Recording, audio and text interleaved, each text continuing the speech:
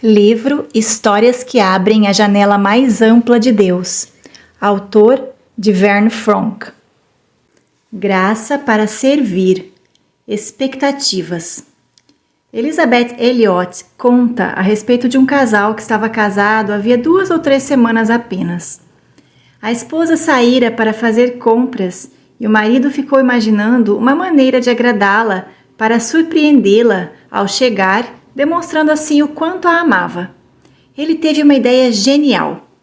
Ficando de 4, limpou o chão da cozinha, que, em sua opinião, era uma tarefa muito degradante. Sentiu-se extremamente humilde ao executá-la. Anne ficará maravilhada. Ele a aguardava com grande expectativa, pensando na bênção do dar. Ela estacionou o carro na garagem, dirigiu-se para casa, entrou rapidamente na cozinha e colocou as sacolas com as compras em cima da bancada, dando uma ligeira olhada para o chão. « Oh, o piso está limpo, obrigada, querido. » Foi tudo o que ela disse e continuou guardando as compras. Aquele homem me contou que ficara mal-humorado por 3 dias.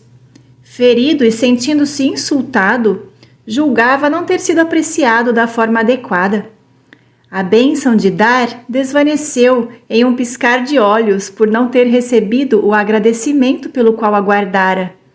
Sua expectativa foi completamente massacrada.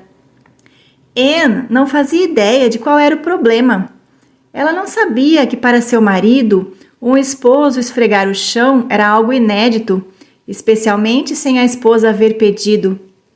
Ele, porém, não sabia que na família dela, tal tarefa era considerada para homens e não para mulheres. O pai dela, tendo tal pensamento em mente, sempre fizera esse tipo de tarefa doméstica.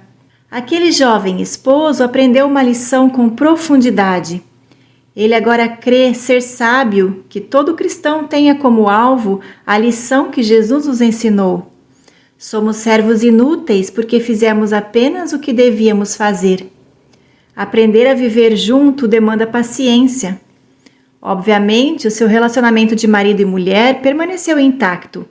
Uma sombra, porém, foi lançada sobre a comunhão entre os dois até o momento em que ele reconheceu o mal-entendido. Tanto John quanto Anne tinham as suas expectativas.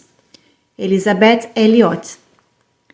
Cada um de nós tem momentos de decepção sempre que nossas expectativas não são satisfeitas.